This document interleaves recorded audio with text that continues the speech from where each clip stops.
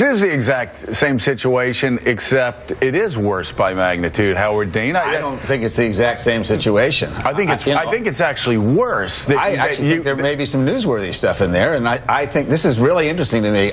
Coming from the profession I come from, and these guys have been my torturers from time to time, I'm used to having everything I do be a matter of public record. I don't see why a corporation shouldn't either. So, except for the personnel records. You think the people's emails that they thought were going to be kept private should be hacked by the North Korean government and then spread out all over the front pages of the newspapers? No, I don't think they should be hacked by the by the government.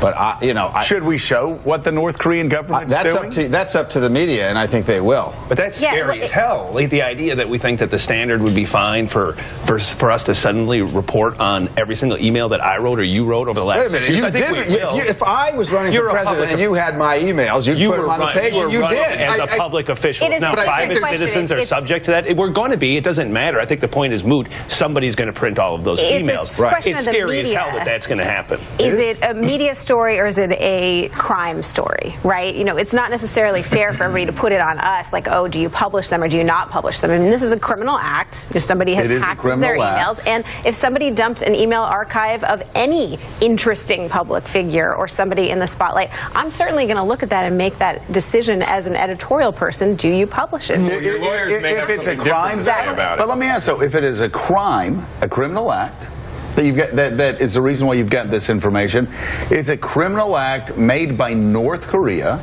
the worst nation on this planet.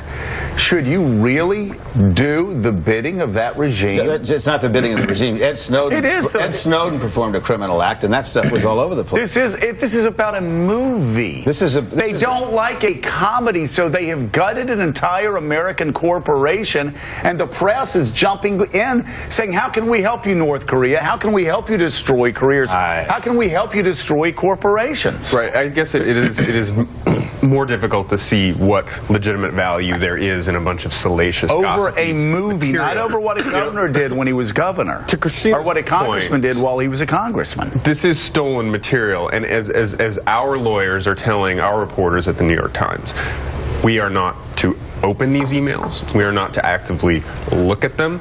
We are only allowed to report on what has been out there because this is stolen material, and trafficking in it is in itself likely a criminal act.